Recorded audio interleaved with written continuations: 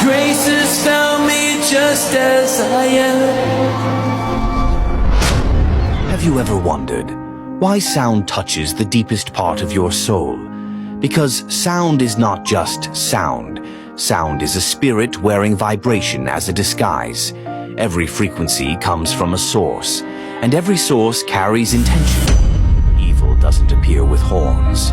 It appears as sound, as vibration, as a frequency that bends your emotions without your permission.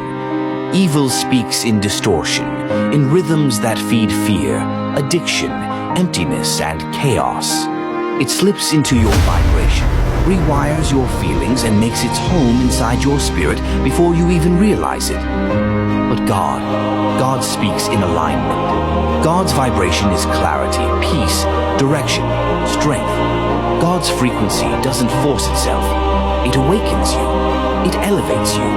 It steps into your mind like light entering a dark room. So how do you sense the source behind a sound? It's simple. Number 1, check the after effect. If the sound drains you, confuses you, or makes your spirit feel off, the source is polluted. Number 2, listen to your inner vibration. Your spirit has a natural fingerprint.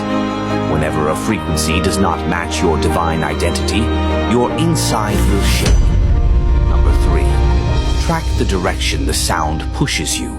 Every vibration leads somewhere. If the music pulls you inward, to think clearer, to feel lighter, to remember who you are, that is God's breath. If it pulls you downward, into lust, pride, chaos, anger, that is not just music.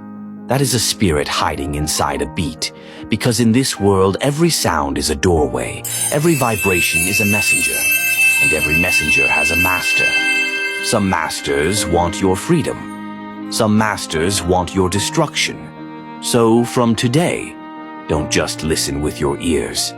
Listen with your spirit. Feel the vibration behind the vibration. Sense the source behind the sound. Because the ones who can sense the source are the ones who never fall into the trap.